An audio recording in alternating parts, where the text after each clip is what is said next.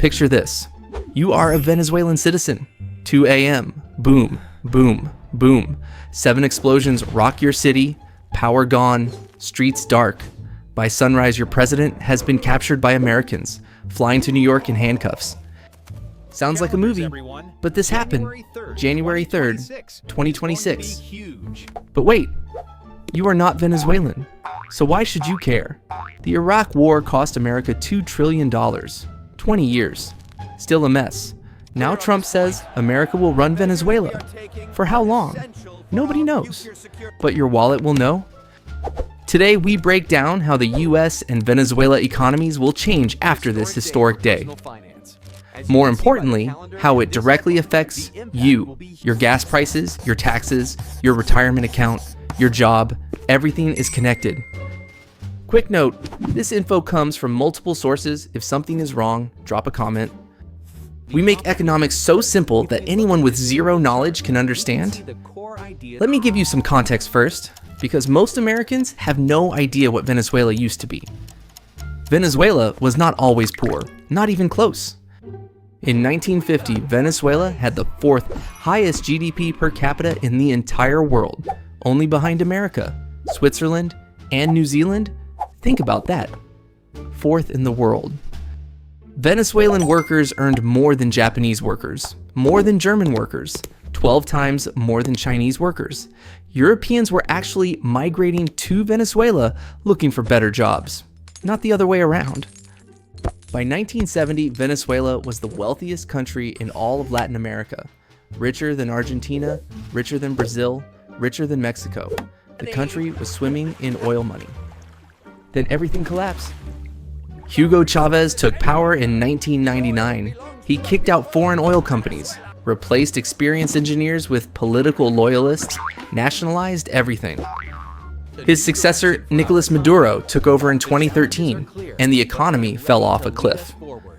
Between 2013 and 2020, Venezuelan GDP shrunk by 80%. Let me say that again, 80% collapse. That is the largest economic decline outside of war in modern history, bigger than the Great Depression. Inflation hit 1 million% in 2018. 1 million. Imagine your $100 grocery bill becoming $1 million. Today, 82% of Venezuelans live in poverty. 8 million people fled the country. That is almost 1/4 of the entire population gone. And here's the crazy part. Venezuela sits on 303 billion barrels of oil, the largest proven reserve on planet Earth. More than Saudi Arabia, more than Russia, more than Iraq, more than anyone. A country sitting on liquid gold and 82% poverty rate? How does that happen? Bad leadership, corruption, mismanagement, and now America stepped in. Let me break this down into 5 things that will directly affect your life. First, your gas prices. This is the most direct impact on your daily life. You drive to work, you fill up your tank, you see that number at the pump. Right now you are paying around $3.50 per gallon at Costco, maybe $4 at Shell or Chevron. That price is connected to global oil supply and demand.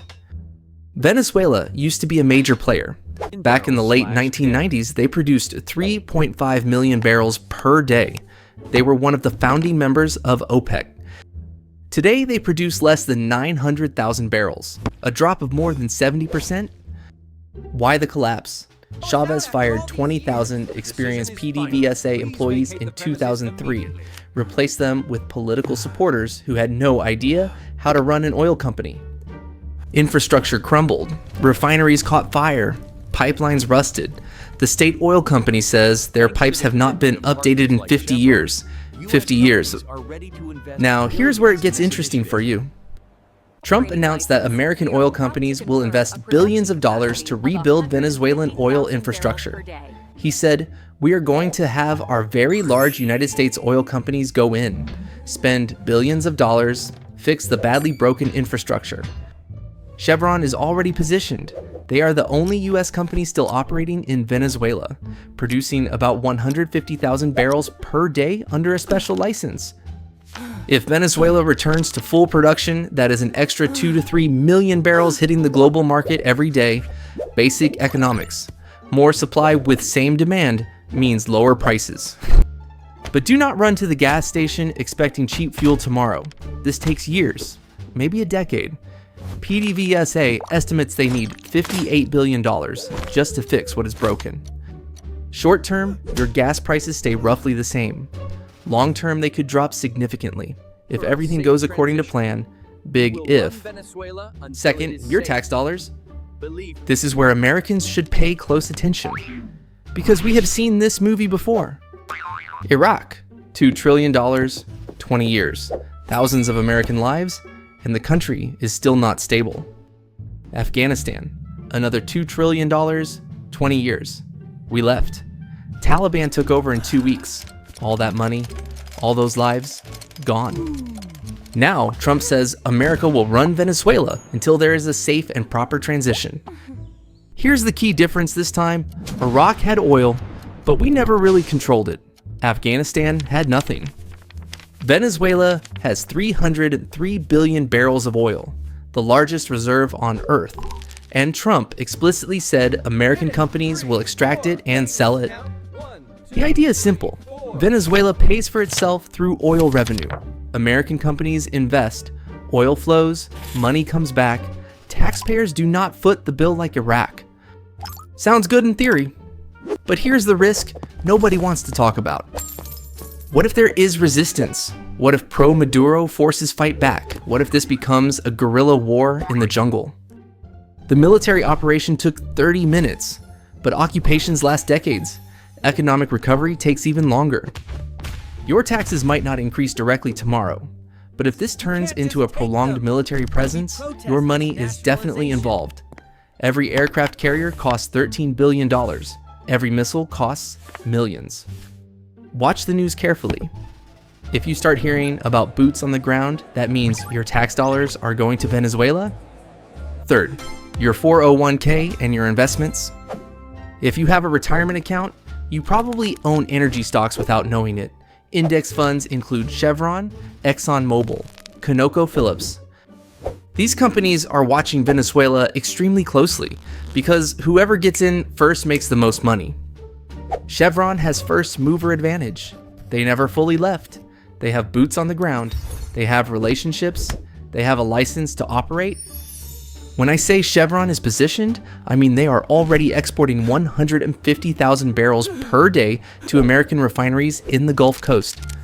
If sanctions lift completely, they could ramp up significantly. ExxonMobil is more complicated. They got kicked out in 2006 when Chavez nationalized foreign oil assets. Would Exxon go back? Maybe. If there is a stable government willing to honor contracts. Here's what this means for your retirement account. Energy stocks will move based on Venezuela headlines. Good news from Caracas means Chevron stock goes up. Bad news means uncertainty and potential drops. If you have significant exposure to oil and gas, pay attention. This is not just foreign news. This is your money. Short-term, expect volatility. Long-term, massive upside if Venezuela stabilizes. Fourth, the bigger picture. America versus China. This is the part most people miss. Forget the drug charges. Forget the democracy talk. Follow the money. China lent Venezuela over $60 billion starting in 2007. $60 billion. That is more than China lent to any other country in the world. The repayment plan was simple. Venezuela ships oil to China every month until the debt is cleared. No cash needed, just crude. And it worked. About 80% of Venezuelan oil has been going to China. Not by choice, by obligation, debt repayment. China built this relationship for one reason: energy security. They wanted a reliable oil source outside the Middle East, outside American influence. Now look what happened. America just took control of that oil. China is furious. Their foreign ministry released a statement saying they strongly condemn the US blatant use of force against a sovereign state. These hegemonic acts seriously violate international law. Strong words, but words are all they have. Venezuela is 800 miles from Miami, 8,000 miles from Beijing. Geography matters. America has aircraft carriers in the Caribbean. China has nothing close. From a pure economic standpoint, this is a massive win for America. China loses access to cheap Venezuelan crude. China loses $60 billion in loans that may never get repaid. America gains influence over the largest oil reserve on Earth. If you are worried about China becoming the dominant global power, this is a significant setback for Beijing. Their Belt and Road Initiative just lost its biggest investment in Latin America. For everyday Americans, this means energy security, less dependence on Middle Eastern politics. The US-China rivalry just moved to South America, and America made the first big move. Fifth, and finally, the long-term energy future. This is where we zoom out and look at the big picture. Here's a question nobody's asking. Does America even need Venezuelan oil? Right now, the United States produces 13.8 million barrels per day. We are the largest oil producer in the entire world, bigger than Saudi Arabia, bigger than Russia. We do not need Venezuelan crude to keep the lights on. We are energy independent for the first time in decades. So why bother? Because Venezuelan oil is different. It is heavy sour crude, thick, sulfur, rich, perfect for making diesel fuel, asphalt for roads, industrial lubricants, the stuff that runs factories and paves highways. American shale oil is light sweet crude, excellent for gasoline, not as useful for heavy industrial applications. Having access to Venezuelan heavy crude gives American refineries more flexibility, more products to sell globally, more leverage in international markets. This is not about survival, this is about dominance. Whoever controls energy controls the global economy. China knows this. That is why they invested $60 billion in Venezuela. Russia knows this. That is why they prop up Maduro. Now, America is making its move, taking the largest oil reserve on Earth into its sphere of influence. The question is whether this pays off. History is not encouraging. Libya still has not recovered from Gaddafi removal. Iraq took 20 years, trillions of dollars. Venezuela could be different, or it could become another quagmire. So here's what I want you to think about as you go about your week. America just did something unprecedented, captured a sitting president of a sovereign nation, took control of a country with the largest oil reserves on Earth, all in 30 minutes. The military operation is over. The economic consequences are just beginning. Your gas prices, your taxes, your retirement account, all connected to what happens next. Trump says America will run Venezuela until safe transition, but who defines safe? When is it over? What is the exit strategy? These are the questions that determine whether this becomes a success or another trillion-dollar mistake. Venezuela has the resources to become wealthy again, to lift 82% of its people out of poverty, to become the Latin American success story. Or it could spiral into chaos, resistance, occupation, endless spending. Only time will tell which path unfolds, but one thing is certain, your wallet is already involved, whether you like it or not. Do not forget to subscribe so you do not miss any videos.